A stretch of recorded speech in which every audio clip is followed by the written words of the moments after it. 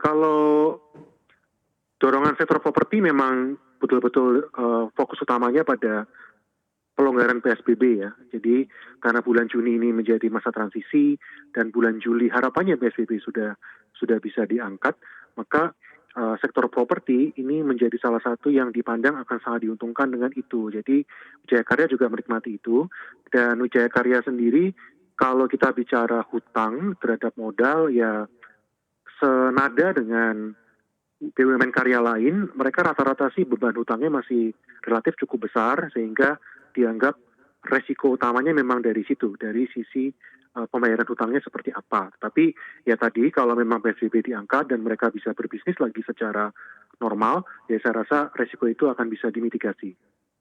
Peluang aksi beli yang terjadi artinya adalah peningkatan kenaikan harga yang mungkin saja terjadi atau terapresiasi untuk beberapa saham-saham emiten BUMN karya ini seperti apa Pak Wawan? Apakah masih akan ada kelanjutan lagi yang cukup signifikan? Di tengah kemarin juga kenaikannya juga cukup besar karena mereka juga tekanan jualnya kemarin juga sangat-sangat besar Ya, begitu ya. sangat-sangat Apakah luar biasa. kemungkinan besar akan menutup lagi gap-gap yang terbentuk sehingga ada lagi harga-harga resisten baru begitu yang mulai dibentuk di masing-masing BUMN karya ini Pak? Iya, kalau sektor atau penguatan saya yakin masih akan terus terjadi, karena memang sektornya memang sedang dipandang sudah luar biasa murah ya, sudah tertekan luar biasa. Jadi di tahun lalu pun BUMN karya sudah terkoreksi, ditambah dengan COVID itu lebih terkoreksi lagi.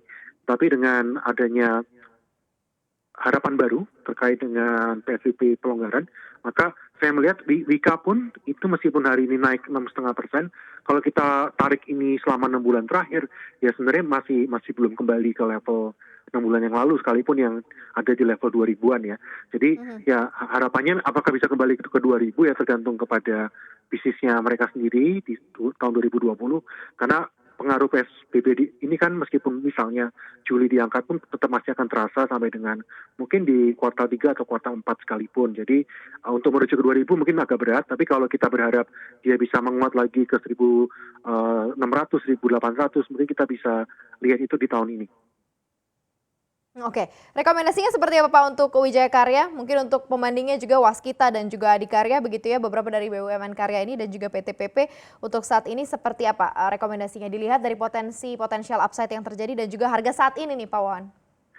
Iya, sebenarnya lebih untuk diversifikasi ya, bukan untuk Oke. sektor utama. Karena kalau sektor utama saya tetap sarankan sektor keuangan dan juga sektor-sektor yang tetap bertahan pada masa pandemi COVID-19. Tapi kalau untuk Wijaya Karya, untuk diversifikasi ya tadi, saya melihat sepanjang PSBB ini bisa dilonggarkan dan itu new normal bisa dilakukan dengan baik, maka harapannya adalah Wijaya Karya harganya bisa kembali ke level 1600-an.